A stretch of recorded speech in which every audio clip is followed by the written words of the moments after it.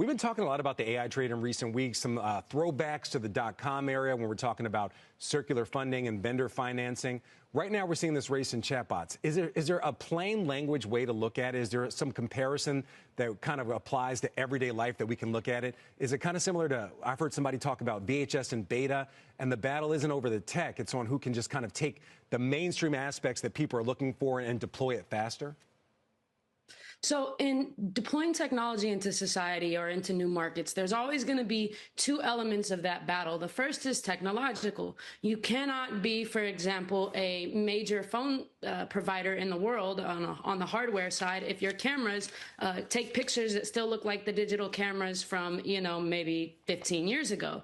So you have to make sure that the technology itself is up to par and is capable of being able to keep up with others who are developing that technology. But that's only one piece of the battle. The larger battle is thinking about how you capture users' attention. So you can build all the great tech that you want, but who will come and actually use that technology? And so as we're trying to figure that out, what we're seeing now is a natural evolution in the AI race to follow that general market concept. Now, in reality, Google has more channels to distribute their AI, right? They can stick it inside of multitude of their products, but OpenAI has something that Google is still fighting for, which is habit. When you search something, you don't search it, you Google it. Well, now when you want to think, you ask ChatGPT. And there are 800 million people weekly who use ChatGPT. And so their moat is human behavior, not just code. So, Gemini can be embedded inside of Google's products and be a formidable portion of the market share, but OpenAI is betting on the fact that people want more than smart spreadsheets, that they want technology that's ingrained into the fabric of society, and they're using that to introduce new products. X, nobody would know better than you, but I just want to be clear. So you're saying it's a dead heat. When we're looking at OpenAI and Google, you're saying it sounds like you're saying it's even, right? So with that in mind, as we see the deal between OpenAI and Disney, what does that mean for this race? Because they're going to have the access to intellectual property that all of us know and all of us love, and be able to kind of integrate that into their chatbot and integrate that into their image generators. Is that an edge? Is that a significant edge in your mind? That's absolutely a significant edge. I mean, the Disney franchise is probably one of the largest media franchises in existence, especially with its penetration from users across all age groups and across, different languages and different regions of the world. And so being able to incorporate that is definitely a market driver, much like in streaming services, right? Where you may want to watch a particular catalog, but in order to do so, you'd have to subscribe to one provider to get it.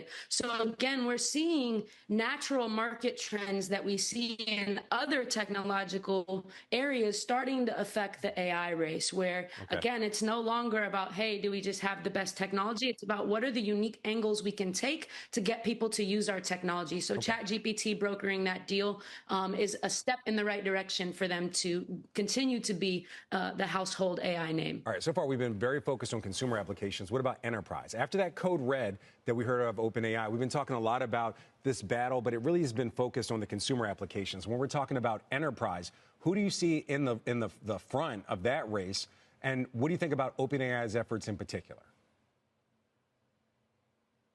So I believe that they're taking two different approaches.